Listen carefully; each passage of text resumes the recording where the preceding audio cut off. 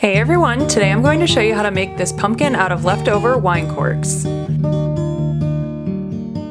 For the materials, you'll need green felt, 25 wine corks, a hot glue gun, twine, scissors, orange paint, and a paintbrush.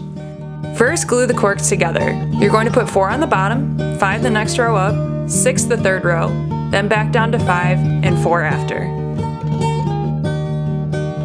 Once you have the rows all glued together, glue a smaller cork to the top as the stem of the pumpkin. After that, paint the front of all the corks orange and let it dry.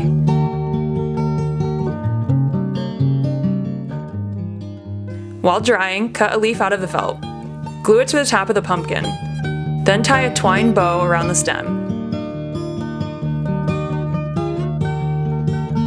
And that's it! It's so easy and a fun and cute way to recycle old wine corks. If you enjoyed this tutorial, please make sure to like, comment, or subscribe below. Thanks for watching.